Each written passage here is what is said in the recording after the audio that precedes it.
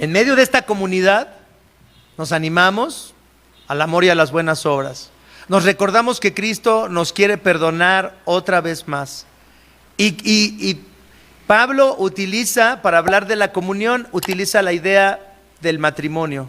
Y yo recuerdo cuando estaba pensando en esto, digo, wow, qué precioso es ese pacto que Cristo ha hecho con nosotros de salvarnos, de perdonarnos, porque me recuerda a la esposa de Oseas. ¿Qué le dice Dios a Oseas?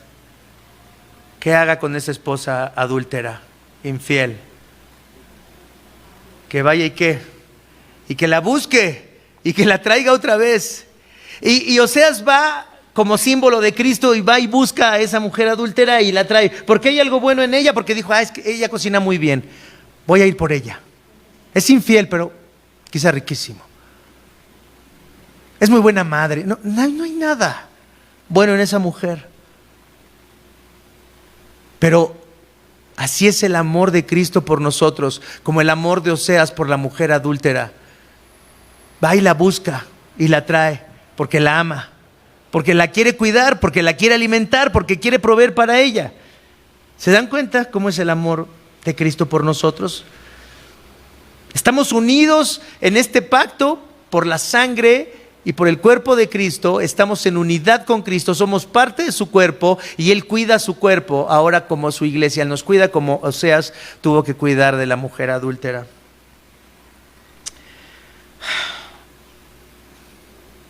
Dice aquí, en el matrimonio no nos unimos a la otra persona por su perfección moral, sino que nos unimos a nuestra esposa o al esposo, dispuestos a perdonarlos y trabajar para su bien.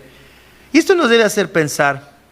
¿Puede una persona pecadora, débil y desesperada confiar en el amor de Cristo? Fíjense lo que estoy diciendo. ¿Puede una persona débil, desesperada y con una vida caótica confiar en el perdón que hay en Cristo? ¿Seguros?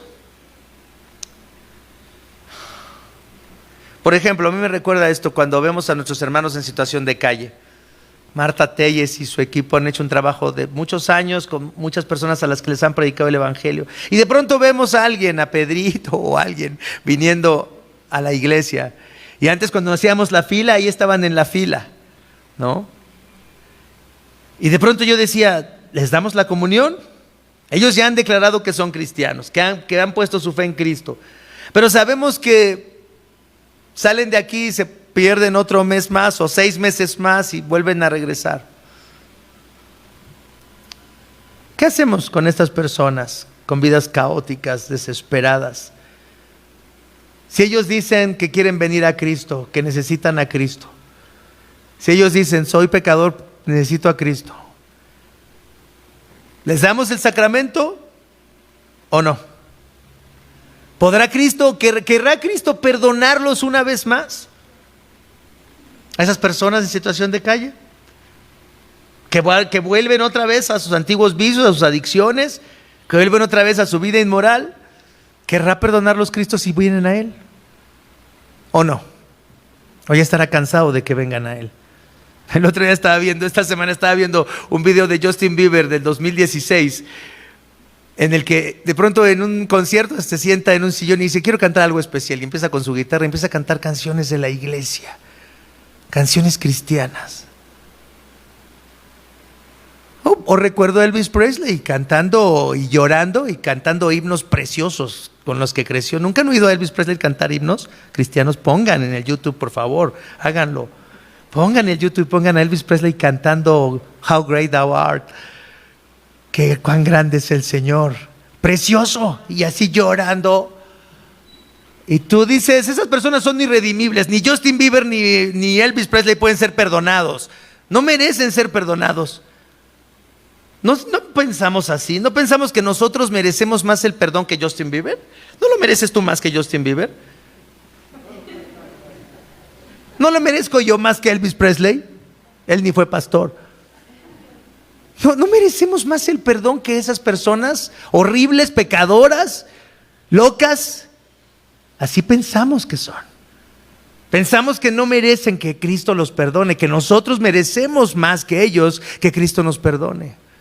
Así pensamos muchas veces los que somos religiosos, Los que no comprendemos lo que se nos ofrece en Cristo. Los que no comprendemos lo que Cristo está diciendo cuando dice: coman mi carne, beban mi sangre. Necesitan de mí, porque si no, no pueden tener vida eterna. Y estoy comprometido, he hecho un pacto para salvarlos de su pecado. ¿Cuántas veces necesitaré venir al pan y al vino? ¿Cuántas veces necesitaré recordar que necesito el perdón de Cristo? No, es que ya no pecamos. Pecábamos antes de venir a Jesús, pero hicimos la oración del pecador y ya no pecamos. ¿Están de acuerdo? ¿Sí o no?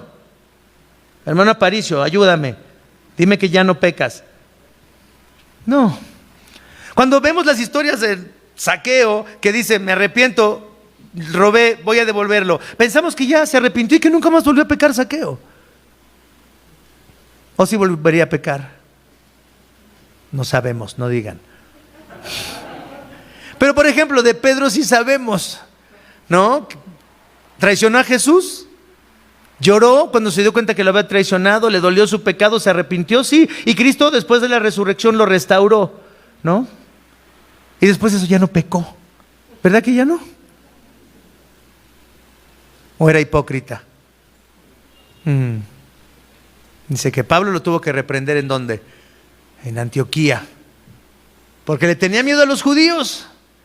Seguía siendo un hombre que pecaba, seguía un hombre que necesitaba todavía la gracia de Cristo, alimentarse del cuerpo y de la sangre de Cristo, tanto como antes de que el gallo cantara 3 veces. Pedro seguía necesitando el perdón, alimentarse del cuerpo y de la sangre de Cristo, venir en arrepentimiento a Él.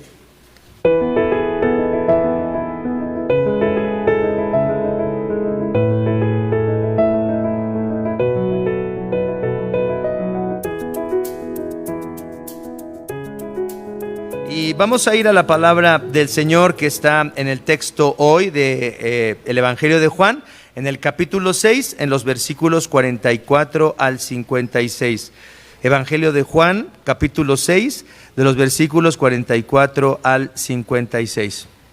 Seguimos en esta serie que se llama El Evangelio en el Catecismo de Heidelberg. Estamos descubriendo las buenas noticias del Evangelio a través de ir analizando todas las aseveraciones, todas las declaraciones doctrinales que están ahí en el Catecismo de Heidelberg y cómo ellas prácticamente nos llevan todo el tiempo a encontrarnos con Cristo, a profundizar en nuestra fe en Cristo. Así es que leamos este texto, Juan capítulo 6, del 44 al 56. Y dice así: nadie puede venir a mí si no lo atrae el Padre que me envió, y yo lo resucitaré en el día final.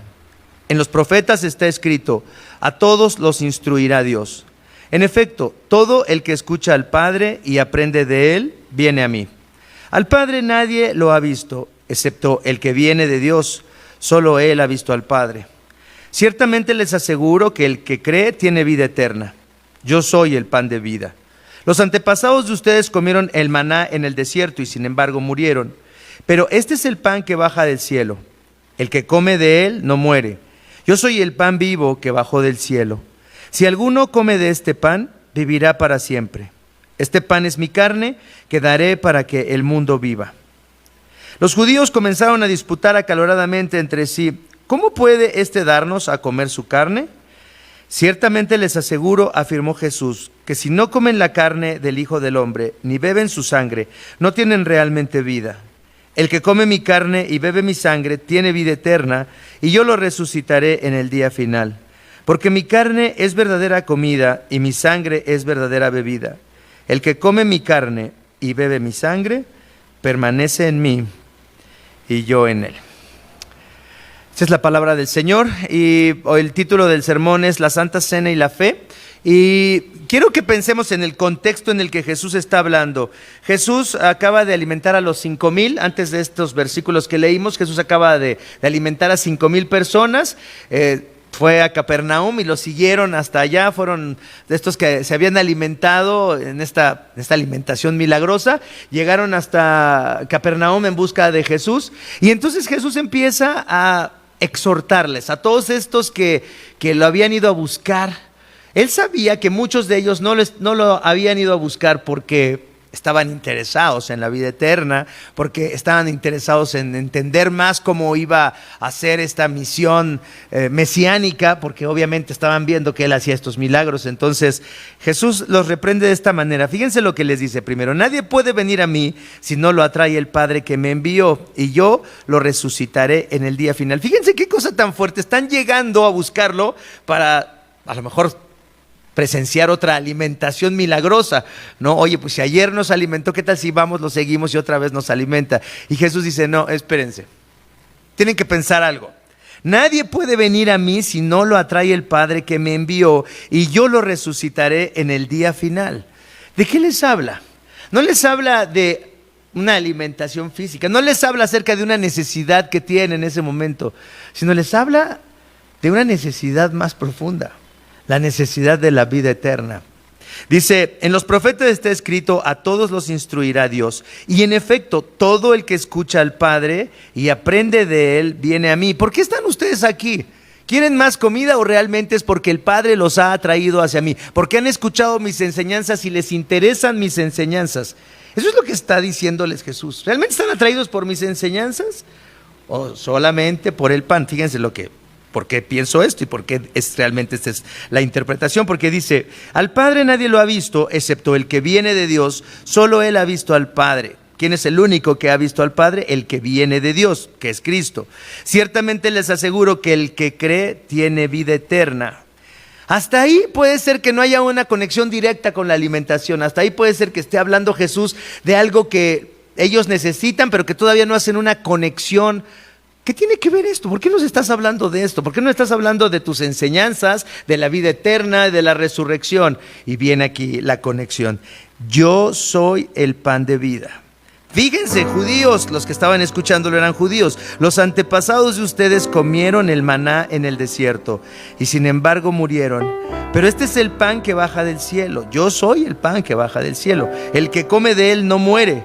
Yo soy el pan vivo que bajó del cielo. Si alguno come de este pan, vivirá para siempre. Este pan es mi carne que daré para que el mundo viva.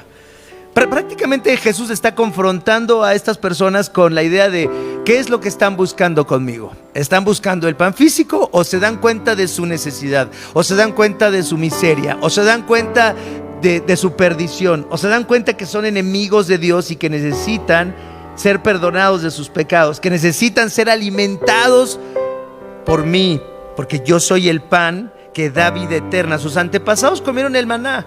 El maná era algo milagroso, igual que la alimentación de los 5,000. El maná aparecía todos los días. Pero ¿qué dice? Sus antepasados comieron el maná y luego ¿qué pasó? Murieron.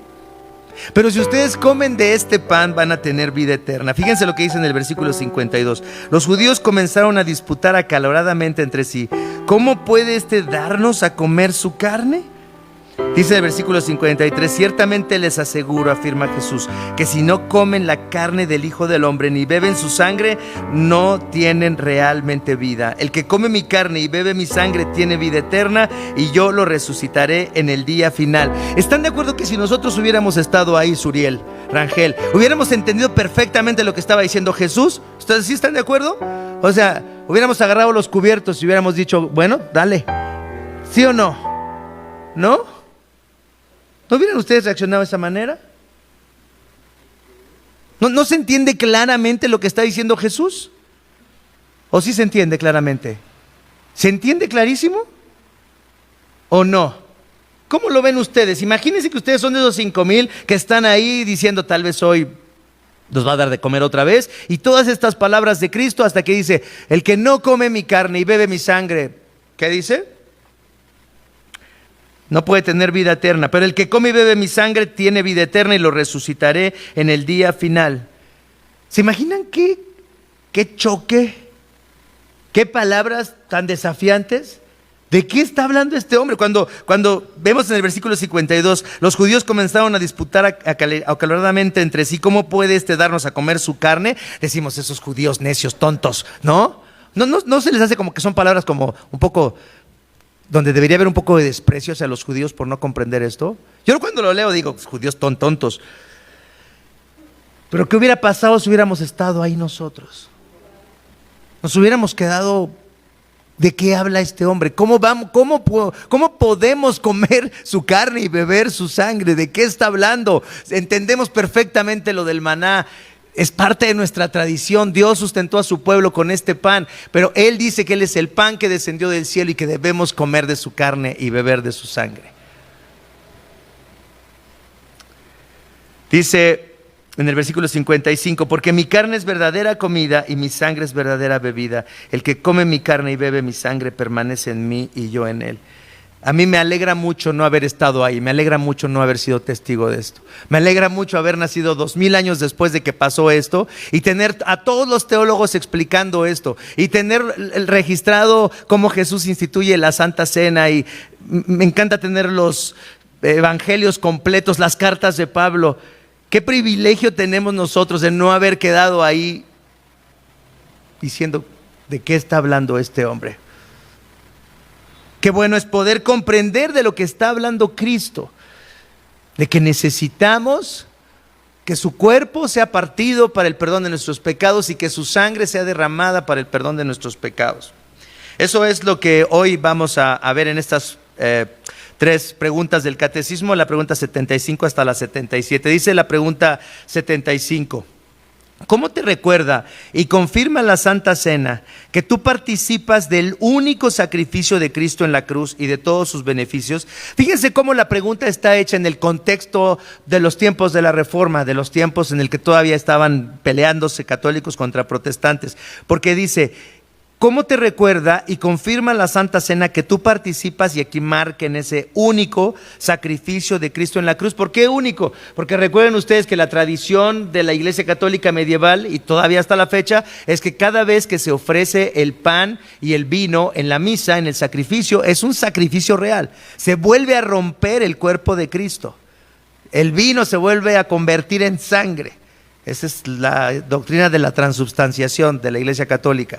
Entonces, por eso dicen ellos: no, tú participas del único sacrificio, uno solo fue necesario. Dice, esto nos recuerda la comunión, cómo participamos de ese único sacrificio de Cristo en la cruz y de todos sus beneficios. Y dice la respuesta: de esta manera, que Cristo me ha mandado a mí y a todos los creyentes comer de este pan partido y beber de esta copa en memoria de Él. Nos ha mandado a que bebamos de esta copa y comamos de este pan. Él lo ha mandado.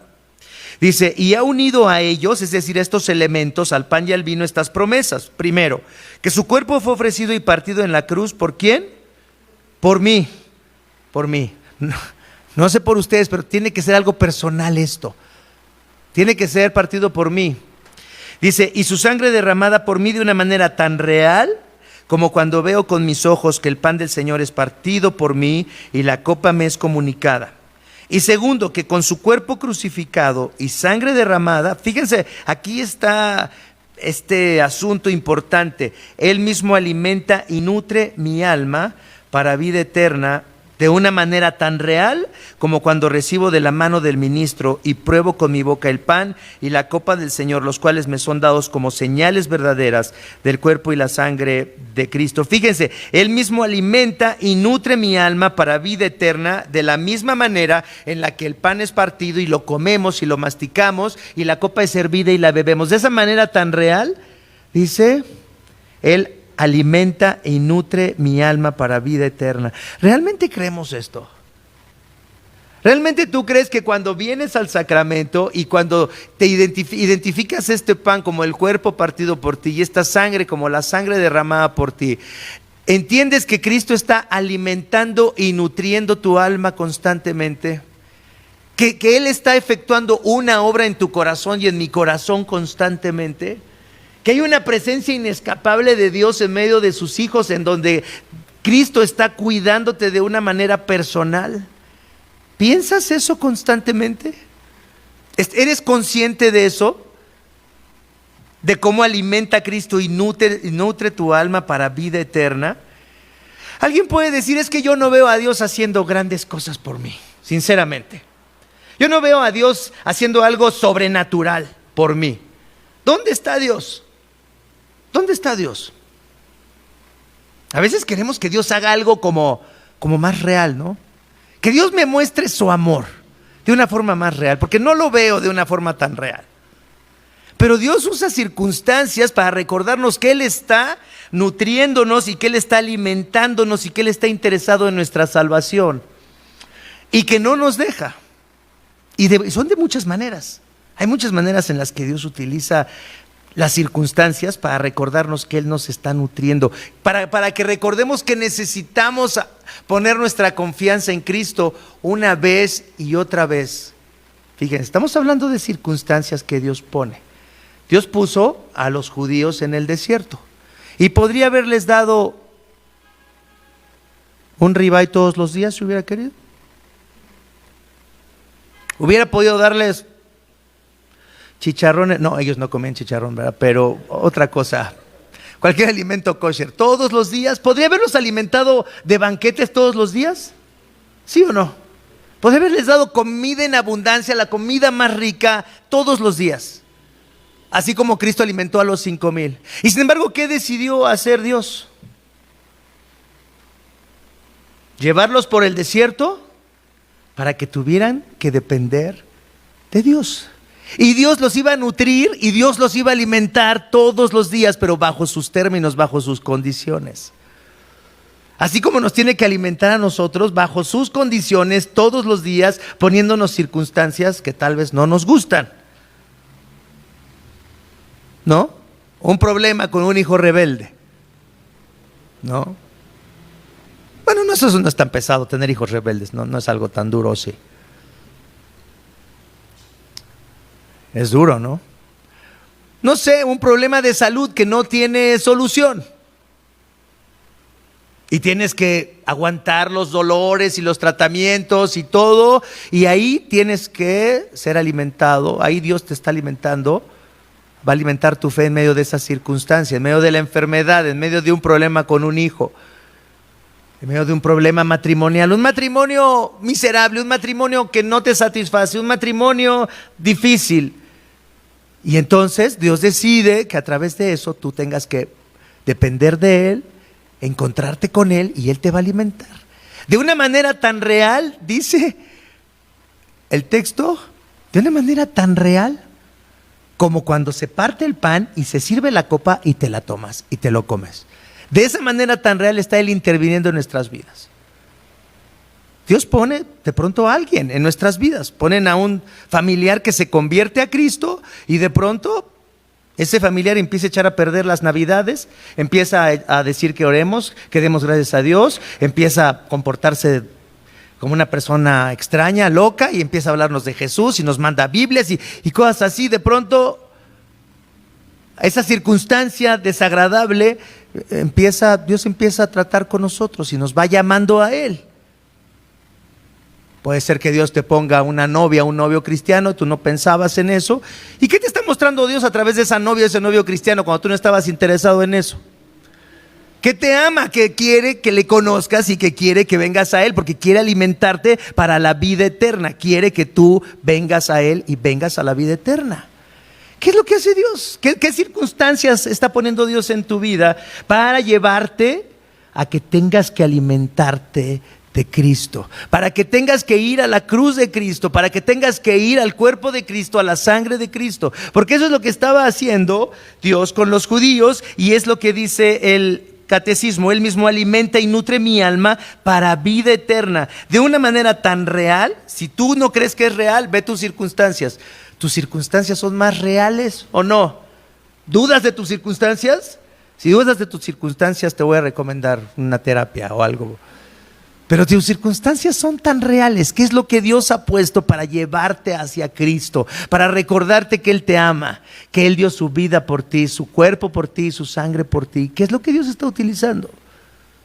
Él está tratando con nosotros de una manera muy personal. El sacramento de la comunión es la manifestación física de la realidad espiritual que nos es impartida por nuestra fe en Cristo. Entonces, cuando venimos a la comunión, ahí está la manifestación física de la realidad espiritual que nos es impartida por nuestra fe en Cristo. Vamos, busquen sus Biblias, la primera epístola a los Corintios, capítulo 10, versículos 6 al 17. Primera carta a los Corintios, capítulo 10, de los versículos 6 al 17. Y fíjense lo que dice: Esa copa de bendición por la cual damos gracias, esa copa de bendición es la copa de la comunión, ¿están de acuerdo? Es la copa también de la sangre de Cristo. No significa que entramos en comunión con la sangre de Cristo. Esa copa de bendición por la cual damos gracias no significa que entramos en comunión con la sangre de Cristo. Ese pan que partimos no significa que entramos en comunión con el cuerpo de Cristo. ¿Qué quiere decir entrar en comunión? ¿Qué quiere decir tener comunión con alguien? ¿Qué significa? Estar unidos, estar unidos. Entonces dice, cuando bendecimos la copa y cuando bendecimos el pan, estamos participando, estamos siendo unidos al cuerpo de Jesús, a la sangre de Cristo. Y dice, hay un solo pan del cual todos participamos. Por eso, aunque somos muchos, formamos un solo cuerpo. Fíjense, aquí ya se hablan de dos cuerpos. Es el cuerpo de Cristo roto por nuestros pecados y su sangre derramada en la cruz, y luego hay otro cuerpo que se forma. ¿Cuál es ese cuerpo? La iglesia. La comunión de todos, la comunión, fíjate, las personas a las que estamos unidos por nuestra fe en Cristo. Esto es algo muy interesante. Alguien me recordaba hace unas semanas una cita de alguien que dice que ahora las mujeres que están a favor del aborto dicen, este es mi cuerpo. Dice, como un sacramento satánico, diabólico, de muerte. Este es mi cuerpo. Yo puedo matar lo que yo quiera. Pero el sacramento, el pan y el vino, este es mi cuerpo que es ofrecido por ustedes. ¿Te das cuenta? Qué cosa tan interesante. Y es una persona no cristiana, pero dice, ese es el reverso diabólico del sacramento cristiano de yo doy mi vida por ti, yo muero por ti. El otro es, tú tienes que morir por mí. Qué cosa tan horrible, ¿no? Qué cosa tan diabólica. Pero qué bueno es entender esto que dice Pablo, esta copa de bendición, esta copa que bendecimos y este pan que también bendecimos no significa que entramos en comunión con el cuerpo de Cristo. Y entonces, al entrar en comunión con el cuerpo de Cristo, al decir, necesito que tú mueras por mis pecados, Señor, necesito ser perdonado, gracias por dar tu carne y gracias por dar tu sangre por mí. Al poner nuestra fe en la obra de Cristo, entonces somos unidos a todos los que confiesan junto con nosotros que Jesucristo es el Señor. Ahí es donde empieza la iglesia, es lo que dice el Señor Jesús cuando Pedro confiesa, hace la confesión, ¿se acuerdan? ¿Y qué le dice el Señor Jesús? Así es, Pedro, bienaventurado eres, porque esto no te lo reveló ni carne ni sangre. Y te digo que sobre esta roca, sobre esta confesión, sobre esta convicción, edificaré mi iglesia. Todos los que confiesen que Jesucristo es el Señor, que murió por sus pecados, entran en esta comunión. Entonces, al participar de la cena del Señor, estamos manifestando nuestra relación con Cristo y con su iglesia. Y esa unidad proviene de nuestra fe en lo que Cristo hizo al entregar su cuerpo en rescate por nosotros. Fíjense, pero también no solamente es una fe individual que pones tú en el cuerpo y la sangre de Cristo al ser recordados por este sacramento de todos sus beneficios, sino también empieza un carácter corporativo que tenemos que entender. Fíjense en la pregunta 76, ¿qué dice? Pregunta 76. ¿Qué significa comer el cuerpo crucificado y beber la sangre derramada de Cristo? La primera pregunta es ¿qué te recuerda? Y la segunda pregunta es ¿qué significa para ti comer el cuerpo crucificado y beber la sangre derramada de Cristo? Dice, significa no solamente aceptar con un corazón creyente todos los sufrimientos y muerte de Cristo, y por ello, por esa fe, obtener el perdón de pecados y la vida eterna. Y aquí viene la parte que debemos marcar. Sino además de eso, estar de tal manera unido más y más a su sagrado cuerpo por el Espíritu Santo, quien mora tanto en Cristo y en nosotros, que aunque Él está en el cielo y nosotros en la tierra, no obstante somos, y aquí fíjense estas palabras, somos carne de su carne y hueso de sus huesos. Y vivimos y somos gobernados para siempre por un espíritu, como los miembros del mismo cuerpo son gobernados por un alma. ¿Qué significa que esta comunión que tenemos, que tomamos en el pan y el vino? Significa que estamos unidos a Cristo de tal manera que ahora somos, ¿qué palabras elige el catecismo? Somos carne de su carne y hueso de sus huesos. ¿Quién dijo esto? Adán. Cuando le llevaron a la esposa y dijo Adán, por fin, este es carne de mi carne y hueso de mis huesos. Aquí entra otro sentido de la unidad que tenemos con Cristo, de la unidad de Cristo con su iglesia. Fíjense lo que dice Efesios 5, 28 al 30. Efesios 5, 28 al 30.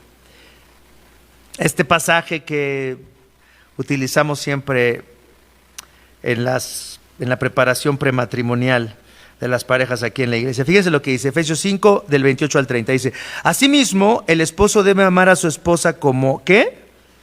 A su propio cuerpo. El que ama a su esposa se ama a sí mismo, pues nadie ha odiado jamás a su propio cuerpo. Al contrario, otra vez lo alimenta. Esta palabra lo alimenta. Si tú eres un cristiano, tienes que entender que Cristo está alimentándote constantemente. Y cuando venimos al sacramento, recordamos este compromiso que Cristo tiene de cuidarnos como a su propio cuerpo. Y dice, al contrario, lo alimenta y lo cuida, así como Cristo hace con la iglesia, porque somos miembros de su cuerpo. La comunión, entonces, el sacramento de la comunión, manifiesta ese pacto que Cristo ha hecho con nosotros de cuidarnos, así como se hace un pacto matrimonial en donde un hombre y una mujer se comprometen a cuidarse, ¿no? Se comprometen a perdonarse como Cristo se compromete a perdonarnos. ¿Tú comprendes esto? ¿Comprendes que cada vez que vienes al pan y al vino, estás recordando que Cristo se ha comprometido a perdonarte? ¿Cuántas veces? ¿Cuántas veces crees que quiera perdonarte Cristo? No, tú porque ya te estás pasando de la raya con la gracia. ¿Cuántas veces? Sí debe haber un límite, ¿no, Esther? Por favor, dinos que sí hay un límite. ¿De verdad no? ¿Cuántas veces se tiene que perdonar a alguien en el matrimonio? ¿Cuántas veces? ¿Cuántas veces tendremos que perdonar a alguien si vivimos 50 años? Ya les he dicho que solo los 50 primeros años son los difíciles del matrimonio. Después de los 50 todo es más fácil. ¿Cuántas veces se tiene que perdonar a un esposo y una esposa para que ese matrimonio funcione, para que siga vivo, para que haya comunión, para que sigan unidos un hombre y una mujer? ¿Cuántas veces habrá que perdonar a otra persona? 5, 10, 20, hasta 70 veces 7 o más.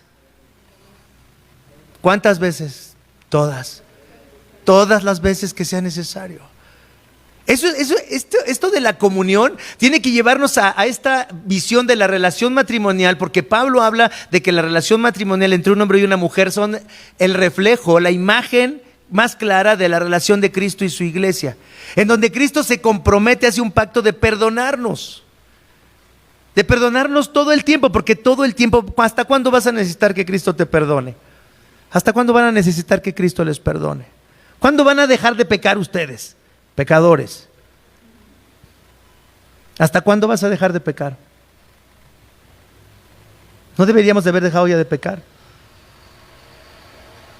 ¿Qué estamos diciendo hoy? No vayan a tuitear algo de que yo estoy diciendo que pequen lo que quieran y cosas así. No estamos diciendo eso, no. Podemos pecar, podemos hacer lo que queramos porque tenemos esta gracia, porque Cristo se ha comprometido a perdonarnos. No, y 1000 veces no. La cuestión es que no es que queramos pecar, pero vamos a pecar. Todo el mundo habla de sus pecados pasados, ¿no? Pero nadie habla de cómo está pecando ahorita en este momento, ¿no? Mientras sientes desprecio por otros, o piensas en cosas que no deberías de pensar, o deseas cosas que no deberías desear, o estás ilusionado por cosas que no deberías estar ilusionado. No estamos hablando de los pecados de antes de venir a Jesús. Estamos hablando de los pecados que has cometido durante la semana, hace una hora, en este momento. ¿Puedes escaparte de ese pecado que está ahí en ti? ¿Puedes rechazar ese pecado y decir, ya no tengo ningún pecado, ahorita no, estoy en la iglesia, no puedo estar pecando aquí? Estamos en la casa del Señor. Nos vemos afuera, Javi. Porque aquí en la casa del Señor no, pero allá afuera me las vas a pagar. Hay gente que piensa eso, ¿no? Estamos en la casa del Señor, no. todo el tiempo estamos en la necesidad de venir a Cristo, de recordar el sacrificio de Cristo, de estar en comunión con Cristo, porque Él está unido a nosotros por esa fe que Dios, por su misericordia, por el Espíritu Santo, nos ha dado la capacidad de creer, de poner nuestra fe en el pan que descendió del cielo, en el pan que verdaderamente nos alimenta, en el pan que nos da vida eterna. En Él hemos puesto nuestra fe. Cristo se ha comprometido a alimentarnos, a cuidarnos como a su propio cuerpo. Y fíjense lo que dice aquí. Cristo da su cuerpo para unirnos a Él espiritualmente y de una manera individual, pero también corporativa. Por eso la celebración de la comunión no puede ser un acto individual. Por eso tú no puedes darte la comunión en tu casa. Ahorita, los que están viéndonos en la transmisión, es una cuestión, estamos viviendo una cuestión extraordinaria.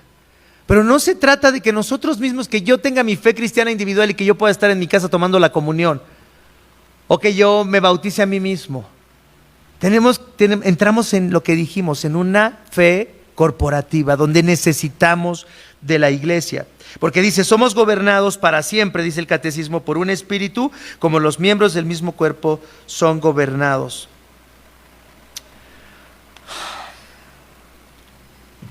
En medio de esta comunidad nos animamos al amor y a las buenas obras. Nos recordamos que Cristo nos quiere perdonar otra vez más. Y Pablo utiliza, para hablar de la comunión, utiliza la idea del matrimonio. Y yo recuerdo cuando estaba pensando en esto, digo, wow, qué precioso es ese pacto que Cristo ha hecho con nosotros de salvarnos, de perdonarnos, porque me recuerda a la esposa de Oseas. ¿Qué le dice Dios a Oseas? ¿Qué haga con esa esposa adúltera, infiel? Que vaya y que la busque y que la traiga otra vez. Y Oseas va como símbolo de Cristo y va y busca a esa mujer adúltera y la trae. ¿Porque hay algo bueno en ella? Porque dijo, es que ella cocina muy bien, voy a ir por ella. Es infiel, pero quizá riquísimo. Es muy buena madre. No hay nada bueno en esa mujer. Pero así es el amor de Cristo por nosotros, como el amor de Oseas por la mujer adúltera. Va y la busca y la trae porque la ama, porque la quiere cuidar, porque la quiere alimentar, porque quiere proveer para ella.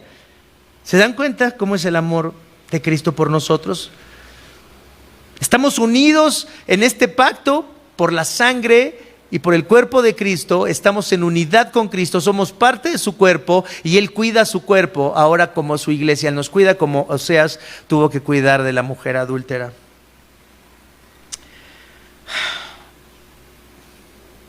Dice aquí, en el matrimonio no nos unimos a la otra persona por su perfección moral, sino que nos unimos a nuestra esposa o al esposo, dispuestos a perdonarlos y trabajar para su bien.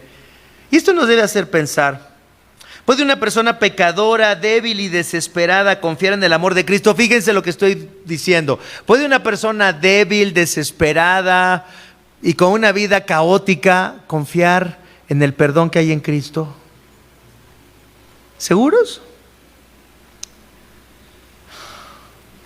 Por ejemplo, a mí me recuerda esto cuando vemos a nuestros hermanos en situación de calle. Marta Telles y su equipo han hecho un trabajo de muchos años con muchas personas a las que les han predicado el evangelio. Y de pronto vemos a alguien, a Pedrito o a alguien viniendo a la iglesia. Y antes cuando hacíamos la fila, ahí estaban en la fila, ¿no? Y de pronto yo decía, ¿les damos la comunión? Ellos ya han declarado que son cristianos, que han puesto su fe en Cristo. Pero sabemos que salen de aquí y se pierden otro mes más o 6 meses más y vuelven a regresar. ¿Qué hacemos con estas personas con vidas caóticas, desesperadas? Si ellos dicen que quieren venir a Cristo, que necesitan a Cristo. Si ellos dicen, soy pecador, necesito a Cristo. ¿Les damos el sacramento o no? ¿Podrá Cristo, querrá Cristo perdonarlos una vez más? A esas personas en situación de calle, que vuelven otra vez a sus antiguos vicios, a sus adicciones, que vuelven otra vez a su vida inmoral. ¿Querrá perdonarlos Cristo si vienen a Él? ¿O no? ¿O ya estará cansado de que vengan a Él? El otro día esta semana estaba viendo un video de Justin Bieber del 2016, en el que de pronto en un concierto se sienta en un sillón y dice, quiero cantar algo especial, y empieza con su guitarra, empieza a cantar canciones de la iglesia, canciones cristianas. O recuerdo a Elvis Presley cantando y llorando y cantando himnos preciosos con los que creció. ¿Nunca han oído a Elvis Presley cantar himnos cristianos? Pongan en el YouTube, por favor, háganlo. Pongan en el YouTube, pongan a Elvis Presley cantando How Great Thou Art. Que cuán grande es el Señor. Precioso. Y así llorando. Y tú dices, esas personas son irredimibles. Ni Justin Bieber ni Elvis Presley pueden ser perdonados. No merecen ser perdonados. No pensamos así, no pensamos que nosotros merecemos más el perdón que Justin Bieber. ¿No lo mereces tú más que Justin Bieber? ¿No lo merezco yo más que Elvis Presley? Él ni fue pastor. No merecemos más el perdón que esas personas horribles, pecadoras, locas. Así pensamos que son. Pensamos que no merecen que Cristo los perdone, que nosotros merecemos más que ellos que Cristo nos perdone. Así pensamos muchas veces los que somos religiosos, los que no comprendemos lo que se nos ofrece en Cristo, los que no comprendemos lo que Cristo está diciendo cuando dice, coman mi carne, beban mi sangre, necesitan de mí, porque si no, no pueden tener vida eterna. Y estoy comprometido, he hecho un pacto para salvarlos de su pecado. ¿Cuántas veces necesitaré venir al pan y al vino? ¿Cuántas veces necesitaré recordar que necesito el perdón de Cristo? No, es que ya no pecamos. Pecábamos antes de venir a Jesús, pero hicimos la oración del pecador y ya no pecamos. ¿Están de acuerdo? ¿Sí o no? Hermano Aparicio, ayúdame. Dime que ya no pecas. No. Cuando vemos las historias del Zaqueo, que dice, me arrepiento, robé, voy a devolverlo, pensamos que ya se arrepintió y que nunca más volvió a pecar Zaqueo. ¿O si volvería a pecar?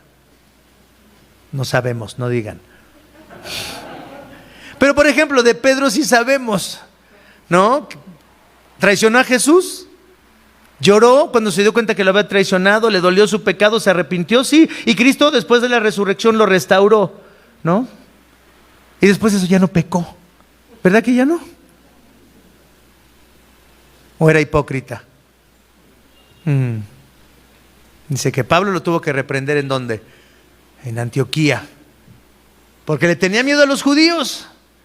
Seguía siendo un hombre que pecaba, seguía un hombre que necesitaba todavía la gracia de Cristo, alimentarse del cuerpo y de la sangre de Cristo, tanto como antes de que el gallo cantara 3 veces. Pedro seguía necesitando el perdón, alimentarse del cuerpo y de la sangre de Cristo, venir en arrepentimiento a Él.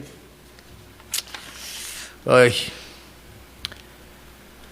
Cada vez que tomamos la comunión, entonces estamos diciéndole a Dios que necesitamos el sacrificio de su Hijo, tanto como el primer día que creímos y que deseamos, fíjense, y cuando participamos del sacramento, estamos diciéndole que queremos mantenernos en su amor, que necesitamos que nos siga alimentando. Fíjense lo que dice San Juan, otra vez el capítulo 6 que leímos, pero del 47 al 51. Ciertamente les aseguro que el que cree en mí tiene vida eterna. De verdad créanlo, dice Cristo. Yo soy el pan de vida. Eso es una forma de hablar de Cristo así de, por favor, crean en mí. De verdad crean lo que les estoy diciendo. Eso es lo que está diciendo Cristo. Yo soy el pan de vida. Los antepasados de ustedes comieron el maná en el desierto y sin embargo murieron, pero este es el pan que baja del cielo. El que come de él no muere. De verdad créanme. Yo soy el pan vivo que bajó del cielo. Por favor créanme. Si alguno come de este pan vivirá para siempre. Por favor créanme. Este pan es mi carne que daré para que el mundo viva. Por favor créanme. Tengo un maestro del seminario que decía, dice, yo solamente he visto a unas personas muy desesperadas. Cuando un hijo estaba en una adicción que no podía dejar por años y finalmente ese hijo murió de esa adicción. Dice, nunca había visto a un padre reaccionando de esta manera. O sea, cuando yo los conocí, dice este profesor, su hijo ya estaba en estas adicciones y los padres lo regañaban, lo encerraban, lo disciplinaban, hacían todo, estaban enojados con él. Y después ya lo encerraron en un lugar para rehabilitarse. Y después de años en los que no se recuperaba de sus adicciones, dice, mis amigos le rogaban a su hijo, por favor, o sea, lloraban, le rogaban, ya no lo castigaban, ya no le pegaban, ya no le decían, ya no te aguantamos, le suplicaban. ¿Se dan cuenta lo que Cristo está haciendo en este texto? Cristo está rogándonos, por favor, crean lo que les estoy diciendo, créanlo.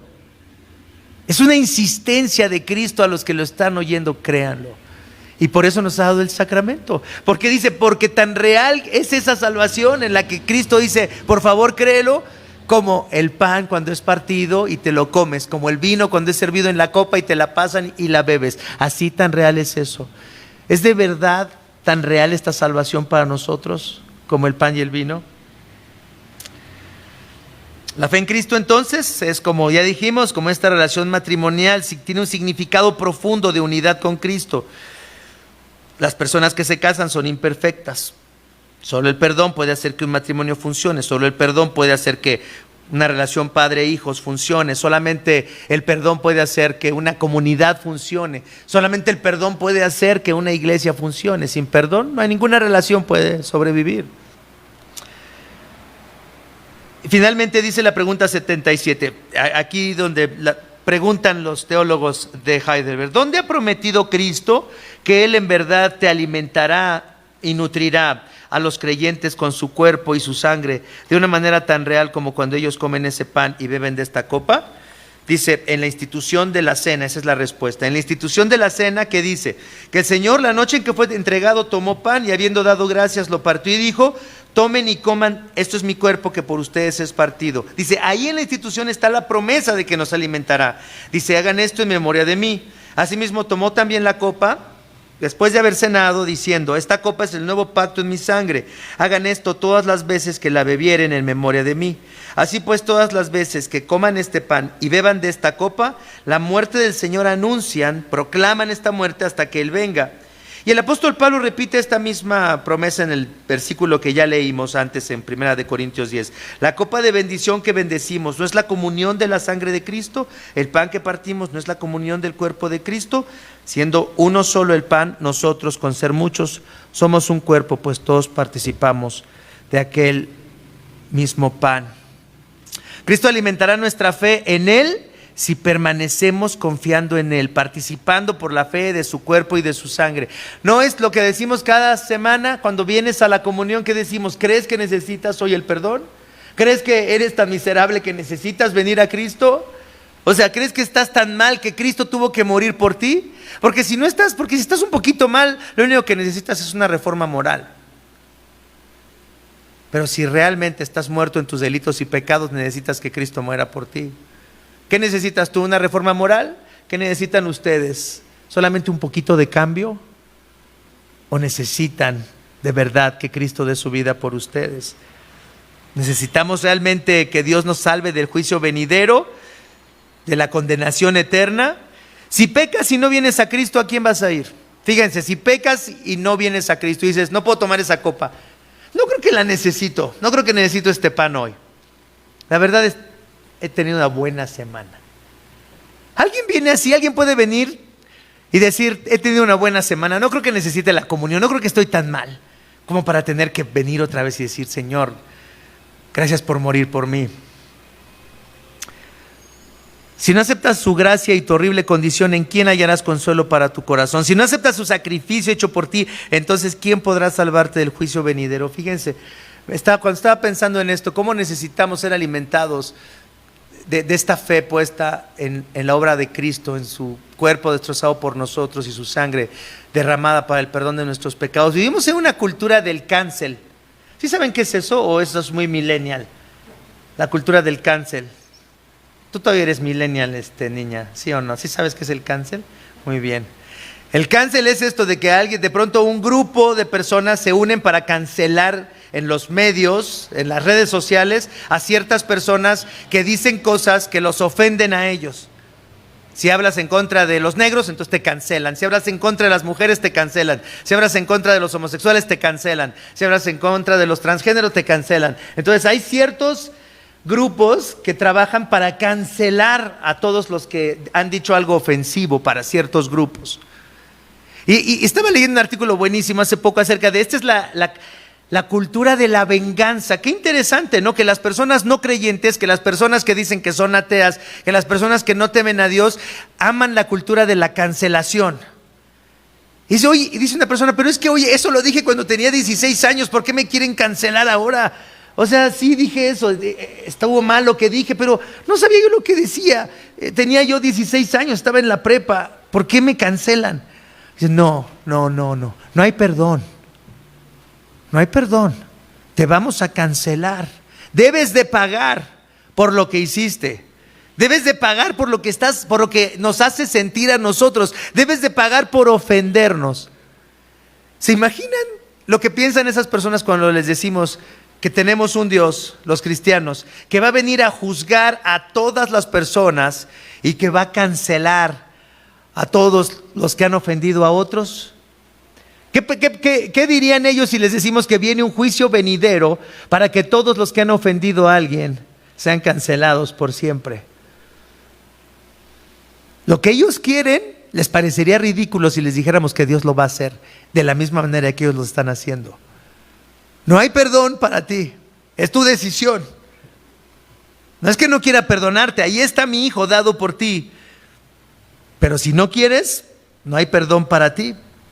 Cada vez que tomamos el pan y la copa estamos anunciando la muerte de Cristo, es decir, anunciamos que hay perdón para el que lo necesite, un perdón eterno, divino, un perdón en el que nos mantenemos mientras volvamos a poner nuestra fe en Cristo. Mientras pongas otra vez tu fe en Cristo, Cristo quiere perdonarte, Cristo te recibe con los brazos abiertos. No importa lo que hayas hecho, no importa cuál es tu historia. Ahí está la esposa de Oseas. ¿Serás mejor que la esposa de Oseas tú? ¿Seré yo mejor que la esposa de Oseas? ¿Seremos mejor que los que parecen irredimibles? ¿Mereceremos nosotros más el perdón que ellos? ¿O venimos así, con manos vacías, miserables, diciendo, Señor, necesito que me alimentes de tu cuerpo y de tu sangre, necesito tu perdón, hoy como el primer día en el que creí? Vamos a orar, vamos a dar gracias. Padre Santo, te damos gracias en esta hora porque el catecismo nos lleva a reflexionar en esta fe que tú nos has dado para, Señor, poner nuestra confianza en la obra hecha a nuestro favor por Cristo. Gracias, Señor, porque en el cuerpo de Cristo y en su sangre derramada para el perdón de nuestros pecados tenemos comunión contigo. Somos tu cuerpo, tú eres nuestra cabeza, tú nos cuidas, Señor, como el esposo debería de cuidar a su esposa, como Cristo cuida de su iglesia. Padre, recuérdanos que cuando venimos a este sacramento, no solamente estamos manifestando esa confianza individual en Cristo, pero también nuestra necesidad de vivir nuestra fe en esta comunidad, en donde, Señor, necesitamos perdonarnos, animarnos unos a otros a las buenas obras. ¿Cuánto necesitamos de tu iglesia para mantenernos en esa fe? Guíanos, Padre Santo, a esa fe. Permítenos disfrutar de esa fe. Permítenos alegrarnos en esa fe de Cristo. Gracias, Padre, por darnos un Salvador que nos ama de esta manera, que está apasionado por su iglesia, de tal manera que ha dado su vida por nosotros. Queremos participar, Señor, no solamente hoy, pero todo el tiempo, Señor, de ese cuerpo roto por nuestros pecados y de esa sangre derramada. Te alabamos, Padre, por esta salvación maravillosa, en el nombre de tu Hijo. Amén.